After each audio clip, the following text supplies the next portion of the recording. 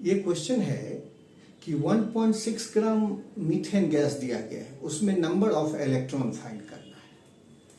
तो the number of electron in 1.6 gram of methane, और ये ऑप्शंस दिए गए हैं। तो सबसे पहला बात ये कि हमें ये आना चाहिए कि एक मीथेन मॉलिक्यूल में टोटल नंबर ऑफ इलेक्ट्रॉन्स कितने होते हैं। तो देखिए, मीथेन दो एटम से मिलकर बने होते हैं, एक कार्बन दूसरा हाइड्रोजन।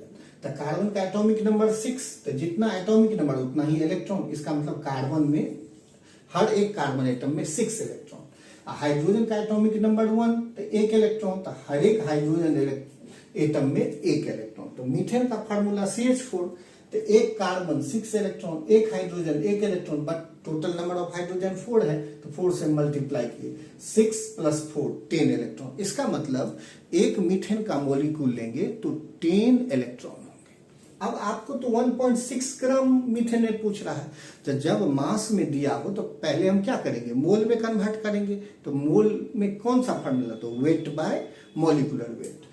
तो नंबर ऑफ मोल्स मीथेन का लेंगे तो weight of methane bye molecular weight.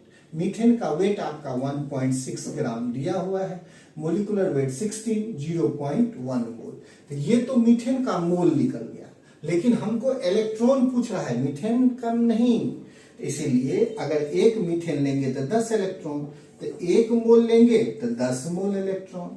तो हमारा है कितना मोल, 0.1 मोल। अगर ये 0.1 मोल लेंगे तो 0.1 × 10 मतलब 1 मोल इलेक्ट्रॉन। इसका मतलब 1.6 ग्राम मीथेन जो 0.1 मोल है, तो उसमें इलेक्ट्रॉन कितना होगा, 0.1 × 10 1 मोल इलेक्ट्रॉन। तो 1 मोल को एवोगैड्रो नंबर से डिनोट करते हैं, तो और ये वैल्यू कितना आएगा, 6.022 10⁻23 इलेक्ट्रॉन। तो इस तरह का ही क्वेश्चन जनरली नीट में आता है। बहुत टफ क्वेश्चन बनाने की जरूरत नहीं पड़ता है, इसीलिए कमजोर से कमजोर बच्चा आसानी से क्रैक कर सकता है इस एग्जाम को, अगर आप बढ़िया से न्यूमेरिकल समझते हैं और करने का प्रयास करते हैं। Thank you.